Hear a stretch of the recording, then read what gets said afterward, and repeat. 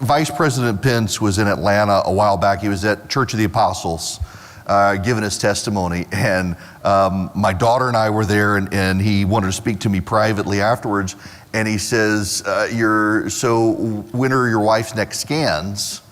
And I said, I'm not sure. He says, well, Karen and I were praying for her, and it's on our calendar about the time for her next scans, because we know she has it every 3 months, and we were praying for her, so we know it's got to be coming up. And it's like, oh my God, the former Vice President of the United States has a better sense of when my wife's scans are than her husband does. This is bad. This is the sort of guy he is. He rearranged his schedule. He was scheduled to be somewhere, and I said, I really want to have you, and he rearranged his schedule to get here. I have known this man for probably longer than I've known most people in politics. When I helped start Red State in 2004, I got this book in the mail, and it was Russell Kirk's The Conservative Mind, and there was an inscription on the side that says, if you're gonna talk about conservatism, you need to be sure what you believe. And it was signed by the then congressman from Indiana. And it overwhelmed me that someone would be thoughtful enough to try to point out to me that you actually do need to know what you're talking about, and if you're gonna claim to be conservative, you need to be grounded in conservative principles. And I do think it's fair to say that on the campaign trail in America right now, if you wanna hear an authentic vision of what it means to be a conservative in America, you're gonna hear it from former congressman and governor and vice president and a friend of mine, Mike Pence.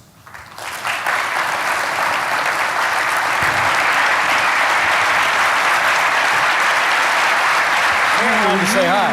It's so good to see you. Thank you for coming. All right, do you have a microphone? Oh, you got a handheld one. Look at this. All right, so, I didn't tell you that story. When we were at Church of the Apostles and you're asking me, well, Christy's scans will be coming up. Like, how does he know more than I know that my wife's scans have got to be coming up? And yeah, you did. So thank you for being here and for your prayers. Her scans were Tuesday, they were great. Oh, that's good, praise God. And how about a big round of applause for Erick Erickson, everybody? But I tell you, this is one of the most compelling voices in the conservative movement today. I'm honored to be with you. I want to ask you the question that I asked Tim Scott to start, and I guess for all the presidential candidates. I thought I was the only one you invited. Well, sorry. With all the vast array of people running for president, including your former boss, why should Americans say Mike Pence is the guy we need in the White House?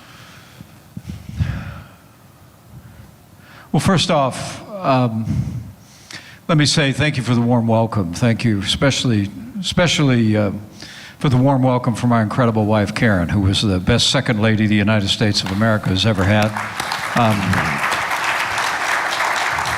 I think the answer to that question belongs to the people of the United States. But for us, I can tell you why we're running. We've been incredibly blessed. And I appreciated the introduction, reminding people that, I was a House conservative leader in Congress before it was cool. I was a conservative governor of Indiana, and it's a great privilege to be your vice president. I was raised to believe, though, that to whom much is given, much will be required. And when Karen and I look at the devastation in this country, when we look at the way Joe Biden has weakened America at home and abroad, we just couldn't sit this one out. I think America's in a lot of trouble. And I think now is the time for all of us who have the ability to turn this country around to step forward, and each of us to do our part. And I promise you, we're going to work our hearts out to earn your support, because I know if you gave us the privilege to be your president, we will know what to do and who to do it with on day one, and we will turn this country around. So help me God. Amen. That's why I'm running. We have this wild situation right now where we do have the current president of the United States and much of his Pentagon leadership talking about very publicly how we're falling behind. We don't have ammunition. We're struggling to give things to Ukraine. The Chinese are increasingly dominant. I mean, what has gone wrong in this administration that we can't produce enough bullets to fight a war? Well, you all deserve to know that Joe Biden's been trying to cut military spending since he took office. And the truth is, while I welcome Republicans in Congress figuring out a way to pay the nation's bills, the reality is if they don't go forward with all 13 of the appropriations bills, you're going to have a mandatory 1% cut in defense spending in 2025. I mean, this is at a time when China is literally floating a battleship in the Asia Pacific about every month. I mean, they're expanding to a 350-ship Navy. We're still falling way behind, having articulated that goal a long time ago. You know, when we came in, I'm incredibly proud of the fact that we rebuilt our military. We finally began to give our soldiers, sailors, airmen, Marines, Coast Guard, and Space Force the resources that they needed to defend our nation. But for the next president of the United States, it isn't that we need to rebuild a military. We need to build a military fitted to the widening challenges in an ever more dangerous world. I mean, war is raging in Eastern Europe. China continues to menace in the Asia Pacific. Iran is back to its malign influences. And I promise you, not just as a former vice president, but as the father of a captain in the United States Marine Corps and the father-in-law of a lieutenant in the United States Navy, we're going to build a military fitted to the widening challenges of the 21st century. And we're going to make sure we have the ability to defend our nation and keep the peace among our allies. That's job one. All right.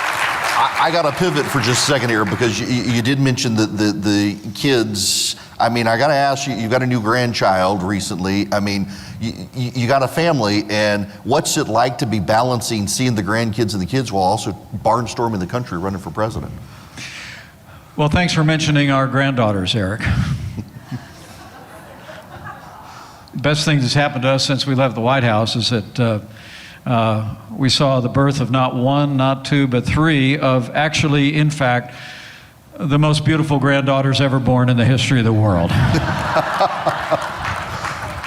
And we're incredibly spoiled, and we've been busy spoiling them. But I'll tell you, since we left office, we've been busy. I went to 35 states in the midterm elections campaigning for Republican candidates. We've traveled across the country a great deal, but I promise you, one of the things that Mrs. Pence always makes happen is a stop in. We got a son and daughter-in-law and two granddaughters stationed in Arizona. Our daughter and her husband are stationed in California. Another daughter lives in Florida. And I can tell you, for the Pence family, it's all about faith and family and freedom. And we always make time for our families. Good for you. Even in the midst of this busy time. Let me ask you a deeper philosophical question that I've been brainstorming on, because I didn't want to ask everybody the same questions, and I took some from the crowd, but this has come up in my mind a ton lately. It just seems to me we have this situation in the country right now where we've been dominant for a very long time. We have China coming for us. As you mentioned, Iran is resurgent with its nefarious. There are things that we don't even know as a nation that we need to know right now that are happening in the world.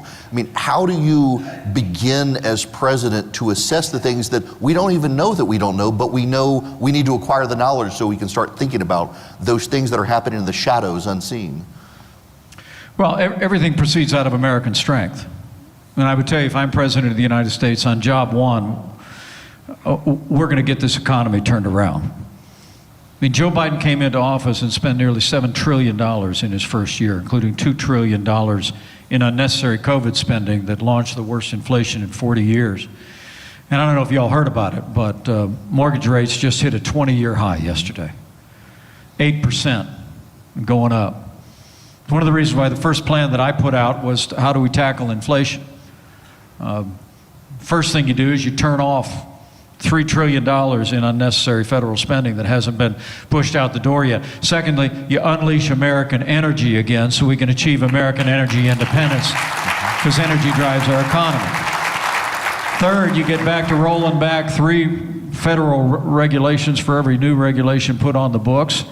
So you create an environment that restores our supply chain. But I got to tell you, I think, you and I known each other a long time. Back when I was in Congress, a dozen years ago, I authored a bill to end what's called the dual mandate of the Fed. I mean, it was decades ago that we told the Federal Reserve that don't just worry about protecting the integrity of the dollar, we also want you to work on full employment. And I believe the time has come for us to end the dual mandate of the Fed and say that the Federal Reserve ought to be focused exclusively on protecting the integrity of the dollar, fighting against inflation, and let's hold our presidents and our senators and our congressmen and our governors responsible for making sure we have full employment in the United States of America. You got to get the Fed out of this business. And to that end, I also think, look, if I'm president of the United States, we're going to get a new chairman at the Federal Reserve. I mean, this business of quantitative easing that's been underway, that's set the stage for the worst inflation in 40 years. I think Jerome Powell's time is over, and I'd love to see somebody like Judy Shelton appointed to the Federal Reserve. You can Google it later and find out how good she is. Trust me. So when you look at the policy landscapes in the nation, and let's say you are blessed, you get elected, you're burdened with the presidency and all of its immense responsibilities, where do you want to chart the course for the country for the future? I mean, at the end of a Mike Pence administration, what does the nation look like? Well, as I said, I think America's the leader of the free world, but everything begins with American strength at home. And that's why, our plan is to restore the American economy. I mean, literally to achieve energy independence again. And frankly, a nation without borders is not a nation. We got to secure the southern border of the United States of America again, and we will. We did it before under our administration. I mean, we not only built hundreds of miles of border wall, but I negotiated the Remain in Mexico agreement with the Mexican government. We actually got them to let people wait in Mexico while they applied for asylum, and all of a sudden asylum abuse dropped through the floor, right?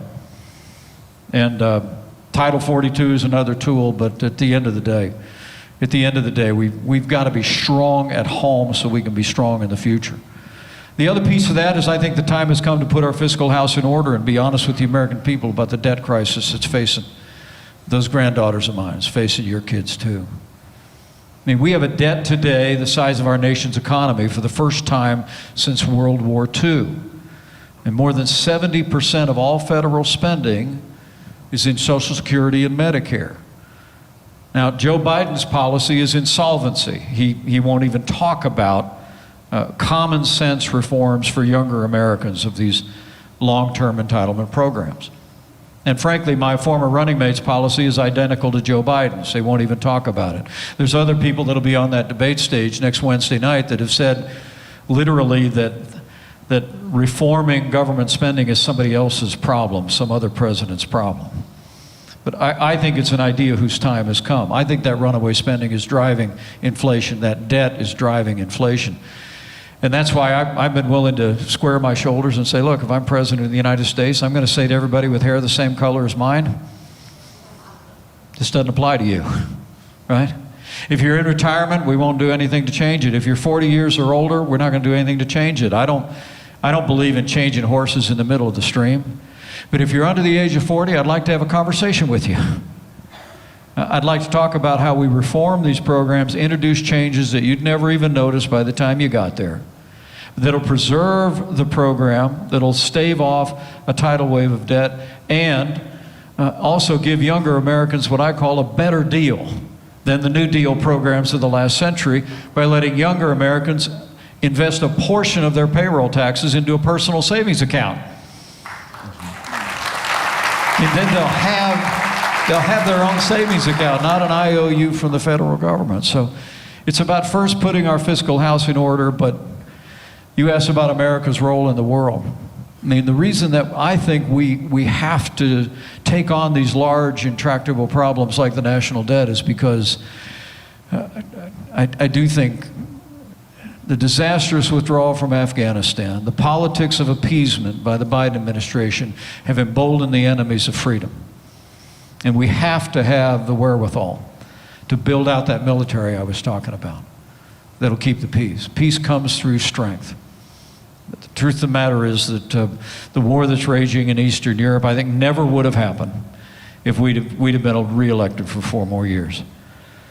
Because that withdrawal from Afghanistan, I think emboldened Russia to make their move. I mean, you remember, Putin sought to redraw international lines by force under the Bush administration. He did it under the Obama administration, but he never even tried it under our administration because we made record investments in our national defense. We unleashed our military to take down the ISIS caliphate and their leader, and we took down Qasem Soleimani. So we demonstrated a willingness to use American force, and we were strong. But weakness arouses evil, Eric. And I think the weakness of this administration on the world stage has created a great peril for the American people. But the way that we can achieve peace for our nation and ensure a more peaceful future is by building out a military, standing with our allies, standing up to our enemies. And if I'm your president, I promise we'll do that. You've mentioned Afghanistan. We're right around the 2-year anniversary of that, and I thought it was notable the other day Anthony Blinken said we got out all the Americans who wanted to get out, except we all know that's not true. And I know from people who had to reach out to you that you were able to help them connect to others to rescue people in that country, and yet we still left people behind, and there's never been accountability. No one ever lost their job over that. Joe Biden's disastrous withdrawal from Afghanistan was a disgrace. And it dishonored the service and sacrifice of men and women who defended our freedom in that country over the last 20 years. But let me be very clear, particularly those of us, those who served, who may be in the room and those that may be looking on. Nothing of that disastrous withdrawal will ever diminish the honor and gratitude the American people owe to all those who defended our freedom in Afghanistan over the last 20 years.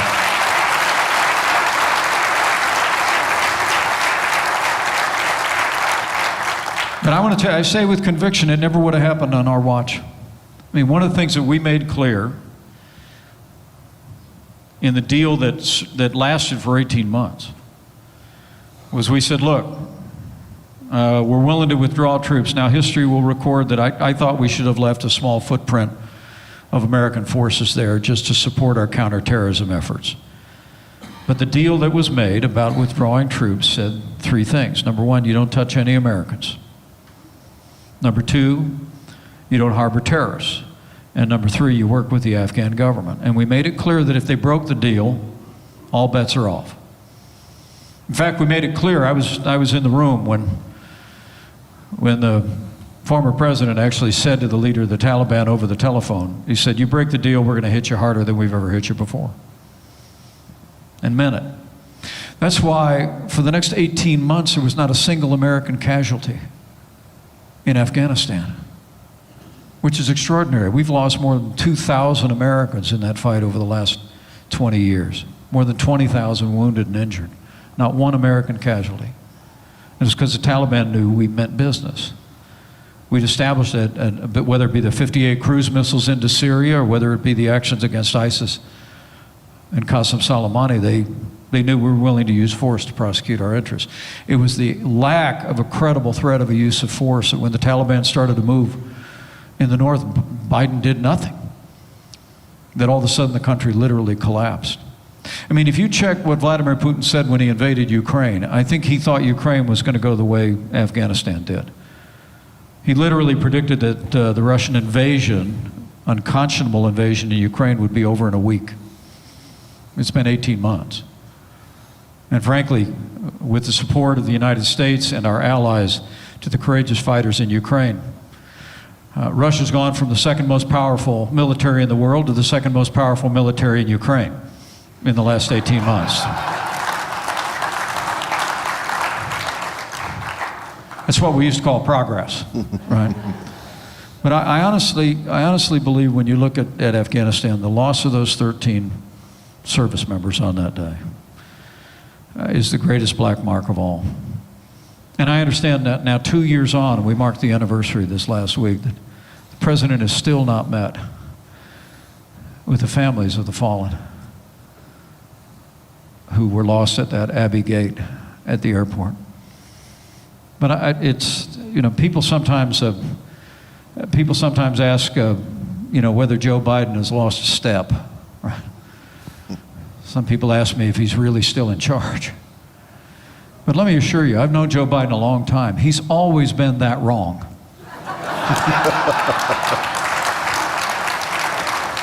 I mean, he has. And no, in my judgment, when you look at his long history, it would be Robert Gates, who was a Secretary of Defense under a Republican and a Democrat president. Robert Gates wrote in his autobiography that Joe Biden had been wrong about every foreign policy decision for the last 40 years. And while President Biden has said that the generals told him to do it that way, I guarantee you that disastrous withdrawal, the buck stopped right at that table. That's why, for the sake of our soldiers, for the sake of American leadership in the world, for the sake of our economy, for the sake of our liberties and our values, we have to decide here in Georgia and all over America that Joe Biden will never be reelected President of the United States of America. It's got to end. Amen. It's got to end in 18 months. So, I feel like I've got to ask you a very specific question that can only be asked of you on the campaign trail. Listening to our conversation and the things you reference about your administration, and yet you're also running against the former president. So how do you distinguish and tell the American people that now is your time to be elected president? Well, look, I'll always be proud of the record of the Trump-Pence administration. I'm proud of what we accomplished with the strong support of the people of Georgia, to strengthen our military, to secure our border, and I'm probably more proud of the fact that we appointed 3 of the justices to the Supreme Court who sent Roe versus Wade to the ash heap of history where it belongs.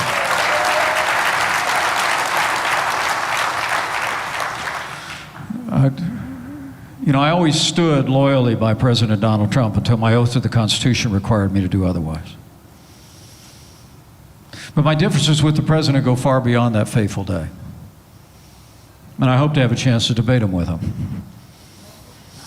Sometimes people ask me, how do you envision debating Donald Trump? And I say, I've debated Donald Trump 1,000 times, just not with the cameras on. But look, we have real differences about the future of the country as well. I mean, some of the things I've touched on here, Eric, really come from the heart. I believe America is the leader of the free world, the arsenal of democracy. I frankly hear the former president and other candidates in the field wanting to pull back from American leadership, whether it be in Eastern Europe or confronting Iran or the balance. On the national debt, as I said, the former president's position is identical to Joe Biden's, and others in the field want to walk away from confronting the debt crisis that's facing our children and grandchildren. I won't do that. I'm going to be committed to growth and to fiscal responsibility. And frankly, you know me, I'm pro-life. I don't apologize for it. I appreciate the stand you've taken for the right to life throughout your career, Eric. It's been deeply meaningful. But I see people in the field, including my former running mate, that are shying away from the cause of life, trying to relegate it only to a state issue.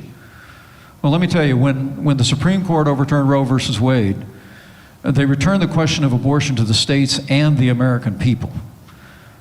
And while I'll continue to champion pro-life policies like you advanced here in Georgia and in other states around the country, it's important to remember the American people also elect presidents, they elect senators, they elect congressmen, and I promise you that as President of the United States of America, pro-life Americans will have a champion for life in the Oval Office, and we will take the cause of life to the four corners of this country. When you were, before you were vice president, after leaving Congress, you were governor, the state of Indiana. You know, I still haven't been to Indiana. I'm going to get there at some point. But don't hold that against me. Well, you know, we have a race up there every May. I could get you some. I don't know that it excites me that much to see, but I want to get there at some point. But you had to live a governor's life as well for a time, and that involves education policy, and that involves a lot of local policies. And now, having been in the federal government as well, you got to have a strong sense of how the federal government impedes the governors of the country from being able to execute their visions. Right. Well, it hasn't succeeded in impeding Governor Brian Kemp. It's true. Can we hear it for Governor Brian Kemp? He is easily one of the most successful conservative governors in America. But so proud of him. How do you reform, I guess, the federal bureaucracy to free up the states to be able to do more? Well, you don't reform the federal bureaucracy, you make it smaller. Right? I mean, I hear a lot of people talking about we're going to reform this, reform that. I came out with a plan this week to restore federalism in this country, which begins by shutting down the Federal Department of Education and sending 100% of those resources back to the states to expand educational opportunities. I mean, I believe, and you can check it out. If you've lost interest in my remarks, you can look now. It's at MikePence2024.com. You'll see our policy. We came out, we mentioned before inflation, energy, but this week I gave a speech to state legislators from across the country about restoring federalism. I mean, look, I've had a lifelong love affair with the Constitution of the United States. The Constitution is a document that describes a limited federal government throughout. And you get to the 10th Amendment of the Bill of Rights. Sometimes I say the 10th Amendment is like the exclamation point at the end of the initial draft of the Constitution, right? Because it says if you didn't get it so far, we'll tell you here in the 10th Amendment that the powers not delegated to the federal government are reserved to the states and to the people. We need to get back to that wisdom of our founders. And this week I said not only shut down the Federal Department of Education, but I want to block grant all housing resources, all welfare resources, and frankly, I want to rescind all Obamacare mandates and block grant all Obamacare resources back to the states for innovation and reform. Our founders had this idea that states would be these laboratories of innovation and democracy. And yet, I would think, you're a bit of a historian, Eric, I would think maybe it's in the last 75 years that we've seen this slow intrusion of the federal government into more and more and more decisions in the states. And I just promise you, maybe it's because I was a governor and I understand the primary role that states play in those areas of government most important to us. But, when I was a congressman, I used to remind people when I'd get on this tear, I'd say, so remember, when you hear something go bump in the night, when you smell some smoke, you don't call your congressman, right? I mean, Thomas Jefferson said, the governs least governs best. And we've got to get back to that principle. So while some in this field are talking about consolidating power in the executive branch to try and deal with the excesses of the federal government, I aim to limit the size and scope of the federal government by restoring to the states and the American people what was always rightfully theirs. I promise you. Amen. All right. You've brought us into a wheelhouse of conversation that I love to talk about, because there is this strain on our side that's growing that says we should use the federal government the way the left has used. And my response has always been, they'll eventually get power back, so why not gut it so they can't use it either? Right. Well, I think that deserves a round of applause. Why don't we gut it? I may start using the word gut it. That's pretty good. Like, we have a bloated federal government, really. And, for me, it really does come down to understanding the antidote can be found in our founding documents.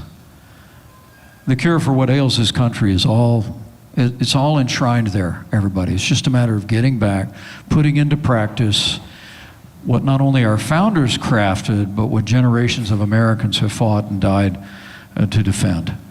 And that's the principle of limited government, the liberties that are enshrined there, the ideals that ultimately, most importantly, in the Declaration of Independence, this This notion that we don't get our rights from sovereigns, we don't get our rights even from charters, but that we're endowed by our Creator with certain inalienable rights of life and liberty and the pursuit of happiness. And that's at the center of the American experiment. And so I agree with you wholeheartedly that we're going into a time where it seems like that some in the conservative movement believe the answer to the excesses of the left, particularly pressing down their political correctness on us in our schools and in the marketplace, is to use their tactics to push back. And I just don't believe that. I think it's just as wrong for conservatives to use the power of the state to enforce our agenda as it's always been wrong for Democrats to use the power of government to enforce their agenda. This country is grounded in freedom. And if you doubt that, just call Bud Light. Just call Target, right? The American people know how to make their importance felt. Now that's about rhetorical leadership, right? I mean, pushing back, standing up for our values, our traditional values, and going into the marketplace. That's the way I think that Republicans respond, not using the heavy hand of the state to try and impose or punish companies or corporations that aren't aligned. We can handle that. The American marketplace can handle that, and I'm more convinced of that each and every day, that Americans we're waking up to woke. We're sending a pretty deafening message across this country, and I'm incredibly inspired by what I see parents doing in schools around the country. You know, the foundation I created in Washington, Eric, I've talked to you about before, but one of the lawsuits that we've gotten involved with is there's a school in Iowa called Linn-Mar Community Schools, where you had to have a permission slip from your parents to get a Tylenol from the school nurse, but you could get a gender transition plan from the health department without ever informing your family. I mean, that's not bad policy, that's crazy. And we're in a federal lawsuit to defend the right of parents don't co-parent with government. Amen. And I heartily support efforts in Georgia and in states around the country that have leaned into this effort to drive this radical gender identity politics out of our schools. And I want you to know that. But at the end of the day, as I said, I believe in limited government. And I think the future of the country, the prosperity of the country, the future of our movement is going to be grounded there. So let me ask you this, because this comes up a lot with, I guess, a more populist strain on the right these days. And they always say, what is conservatism conserved? And there are plenty of answers for it, but I mean, you are a student of conservative philosophy and been a leader in the conservative movement. So how do you respond to people who feel frustrated that the country is evolving or rapidly towards the left and conservatism hasn't done anything? Well, I have to tell you, traveling around the country, I still believe that foundation of a commitment to a strong national defense, limited government, free market economics, traditional moral values, and the right to life is still the foundation of our movement. I mean, it was minted, you know, I became a Republican when Ronald Reagan was in the White House. Okay, admittedly, I was a Democrat youth coordinator in Bartholomew County, Indiana in the 70s. But then I heard the voice of Ronald Reagan. And in his voice, I started to hear the ideals that my grandfather, who immigrated to this country from Ireland, said. My father, who was a combat veteran, my mother, who's 90 years young to this day, precocious first-generation redhead, had raised me to believe in. And I joined the Reagan Revolution and never looked back. And I would tell you, there's a lot of talk about the Republican Party changing, and we have a good, vigorous debate in the party today about America's role in the world, about what the priorities of our party ought to be. But I still believe that the overwhelming majority of Republicans still believe in that common sense conservative agenda. And I think it's incumbent on us to produce leadership that will stand without apology on that agenda, that will add to it a recognition that China is the greatest economic and strategic threat of the country. I was the first in our administration to speak out about changing U.S. policy in China. Check it out. It was a speech at the Hudson Institute in 2018. Others would follow all along the way, including the president and Mike Pompeo, but I gave the first major address in the administration saying that we're going to change course. The idea that border security is national security, the idea that trade has to not only be free but fair, these have been built on top of that foundation. But I don't think that they've eviscerated the foundation. And I not only think it's the pathway to victory in our party, but more important than that, I think that broad-based conservative American agenda is a pathway toward restoring America today and tomorrow, and always has been. Amen.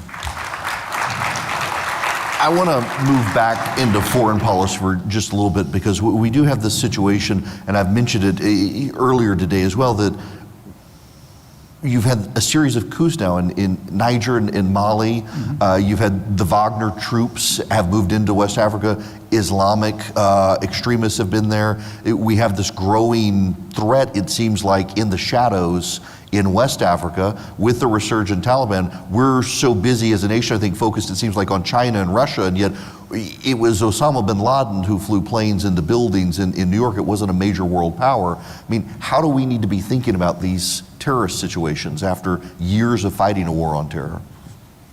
Well, I would tell you, and I say this with all humility, but it's one of the reasons we're running. Because this is no time for on-the-job training. I mean, I spent more than a decade on the International Relations Committee in the Congress. My years as Vice President, I represented America around the world. I've met with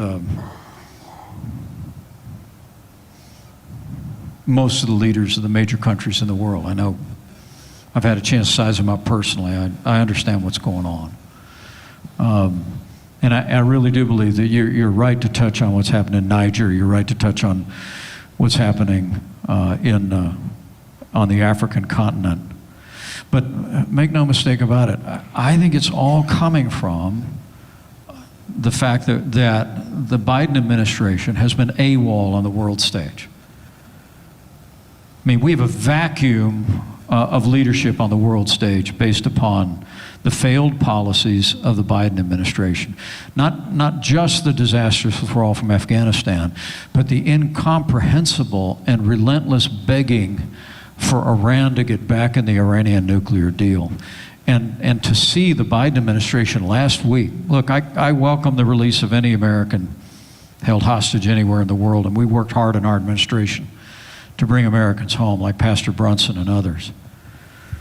But it is absolutely wrong for the Biden administration to pay $6 billion to the mullahs in Iran for the release of American hostages. That has made Americans all over the world less secure. And if I'm President of the United States, we will never pay ransom for hostages. I mean, I have to tell you, folks, that one took my breath away, but it's no real surprise because the Obama-Biden administration delivered pallets of cash to the Iranians. And so I understand that we do have this new axis forming that involves Russia and China, but also Iran and North Korea. And Iran today is back to sowing its malign influence across the region after a time that we isolated Iran as never before. And I also must tell you, for years and years, there was always this talk that the way you achieve peace in the Middle East was by being an honest broker, not picking sides. Well, under our administration, we made it clear, if the world knew nothing else, the world knew this: America stands with Israel. And we made that clear. We moved the embassy to Jerusalem. We recognized the Golan Heights. We took decisive steps to make it clear that Israel would have the ability to defend itself by itself. And look what happened. Not only was Iran that we managed to isolate more than ever before, but peace broke out. I mean, in the fall of 2020, I have to tell you, it was one of the most underreported stories in the country in the last 10 years was the signing of the Abraham Accords of two Arab nations that literally made peace and normalized all relations with Israel. And yet, the Biden administration came in and immediately abandoned that path. They immediately went back to the politics of appeasement with Iran, the politics of weakness and surrender and retreat in Afghanistan. And now wars raging in Eastern Europe. China continues to menace. And a word about China, may I? Just one more. Sure. I think it is incomprehensible. After China sent a balloon over strategic sites in the United States, had their ships cutting off our ships in the South China Sea, had their aircraft cutting off our aircraft, the Asia Pacific, that President Biden literally sent the Secretary of State hat in hand to go kowtow and ask for a meeting. I'm telling you what, those things happen on my watch. If I was President of the United States, I wouldn't have sent my Secretary of State, I'd have sent an aircraft carrier.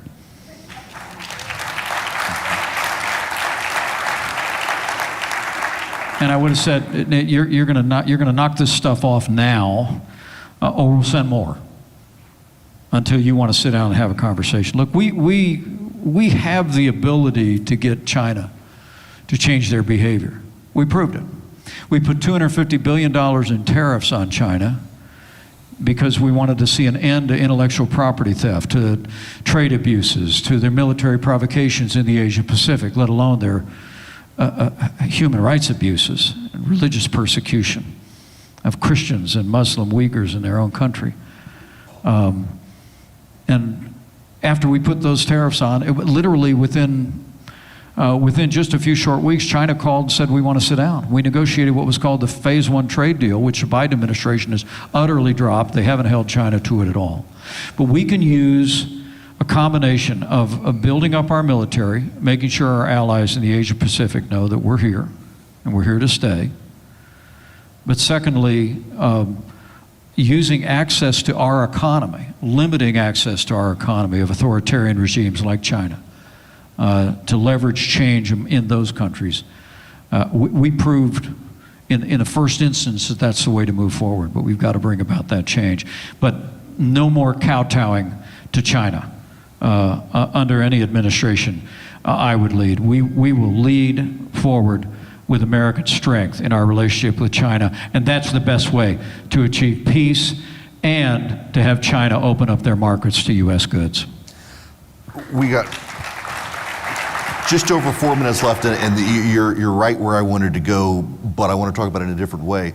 We have this southern border situation, but we also in the Western Hemisphere now have China and Iran building relationships. Forget the Monroe Doctrine now. We've got China's buying up lithium mines in South America. They're giving loans to Central American countries that those countries can't meet. In exchange, they get to bring in their military to the Panama Canal and the like. We're seeing the fentanyl situation coming from China to Central America. It seems like we're almost in a situation already with China in Central and South America with people flooding across our border, and God knows who is really coming across the border. What do you do as president to not just restabilize the border, but rebuild our strength in the Western Hemisphere? Well, I do think everything begins with border security. And I'm incredibly proud of the fact that through the course of it, you all remember we couldn't get the Democrats in Congress to go along with giving us border wall funding. We ended up with a government shutdown at the end of 2018. And I was on Capitol Hill and I negotiated a deal that reopened the government, and then we were able to repurpose funding from the Pentagon to build a wall. We reopened the government and we moved forward. Then we achieved and negotiated Remain in Mexico. Then we put Title 42. We reduced illegal immigration and asylum abuse by 90%. And on day one of his administration, Joe Biden threw the floodgates open. I've been down to that border. It's the most appalling thing that you could see. I mean, it looks like a parked railroad train. That these girders rusting in the sun, almost as far as you can see, because they took all these steel girders and just stopped building. I mean, when I was down there, one of 3 or 4 trips I've made to the southern border in the last 2 years, Eric, the Border Patrol agents told me 2 things. Number one, they showed me a big opening in the wall, and there was a lookout nest 100 yards across, and they said, that's a cartel operation. They watch, where we are, and that's how they figure out how to move this massive wave of humanity, which is the largest example of human trafficking in human history, with suffering on both sides of the border, but also drugs like fentanyl. And they'll tell you that, number 2, the cartels are in operational control of the border. And that's why, in addition to continuing to finish the wall and putting these policies in effect that reduce illegal immigration, I'm going to sit down in the first few weeks of our administration with the president of Mexico and say, we're ready to go after the cartels. And we're going to find a way. If you don't go after them, then we're going to go after them. So let's sit down together and figure out. This is an international criminal organization that uses force and murder and is exploiting people all across the peninsula and all across South America. And we've got to marshal the resources to deal with it. Secondly, on the frontier, I think the time has come for the United States to lean into a new economic Monroe Doctrine in our hemisphere. I mean, I represented our country on numerous trips across South America and Central America during my time as your vice president. And I want to tell you, with very few exceptions, and there are a couple, those countries want to be aligned with the United States. They want to be working with the United States. But again, you see the AWOL leadership of this administration literally walking away from engagement on the world stage, especially in our own front yard. And I believe that by engaging those nations, we can establish policies, both from the standpoint of security and with regard to our economy, that will ensure that this hemisphere remains a hemisphere of freedom for the 21st century, and we drive authoritarian regimes out. That has to be a priority of the next American president. I know you had to move your schedule around to get here today, and it means the world to me that you and Karen pray for Christy, and I have valued our friendship for so long. I was rereading through the Russell Kirk book you sent me a while back. It is well worn, and it frustrates me so much sometimes that so many on our side forget we have these principles. We can go read these books and remember why we're here. Thank you so much for reminding us, and thank you for doing what you're doing. Well, let me thank you, Eric, for being such a clarion voice for freedom and conservative values in the country. And let me leave you all with an optimistic thought. During all my time in the Congress and as governor and as your vice president, I'll be honest with you, my opinion of the federal government went down. But my opinion of the American people went up every single day. I mean, I've seen the American people in good times and in tragic times. I've seen the American people when the hurricanes strike, when the floodwaters rise, when the wildfires rage like we just saw in Hawaii. And when you visit those areas after those natural disasters and sometimes disasters of human origin, the only thing you can't find in those neighborhoods is a parking space. Because we live in a country where when people hear something's gone wrong in the next town or in the next state, they load up tools and water and food in the back of the pickup truck and the minivan, and they drive somewhere, they find somebody they've never met before and will never see again and help them rebuild their lives. And I saw it again and again and again. And I have to tell you, I believe the American people are the most generous, kind, freedom-loving, faith-filled, idealistic people the world has ever known. We just need government as good as our people again. And I'm going to work my heart out to earn your support and give that to the American people. So help me God. Thank you very much. God bless you. Thank you. I'm honored to be with you so much. Thank you. It's so good to see you.